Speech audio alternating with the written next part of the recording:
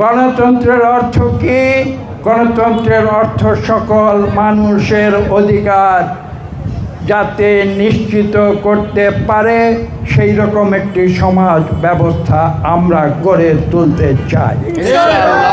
এমন কোনো সমাজ ব্যবস্থা নয় যেখানে একজন কথা বলবে, একজন দুর্দণ্ড প্রতাপে বাস করবে, অন্যরা তারা কোনো কিছু করতে পারবে না, তারা কষ্টে জীবনযাপন করবে। তার নাম গণতন্ত্র নয়, সেটা ব্যবস্থার নাম হচ্ছে স্বৈরতন্ত্র।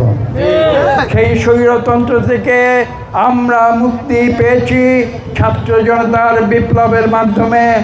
মনে রাখতে হবে যে আমরা সেই গণতন্ত্রের কথা বলি যে গণতন্ত্রে বাংলাদেশের মানুষের ভোটের অধিকার নিশ্চিত হয়, যে দেশে মানুষের, যে গণতন্ত্রে এই দেশে মানুষের অর্থনৈতিক অধিকার নিশ্চিত হয় এবং যেই গণতন্ত্রে এই দেশে মানুষের কথা বলার অধিকার নিশ্চিত হয় এবং যেই গণতন্ত্রের মাধ্যমে এই দেশে মানুষের স্বাধীন মতামত প্রকাশের সুযোগ সৃষ্টি হয়। কাজে এই কথাগুলো আপনারা মনে রাখবেন। আমরা কারো উপরে কিছু চাপিয়ে দিয়ে রাজনীতি করি না।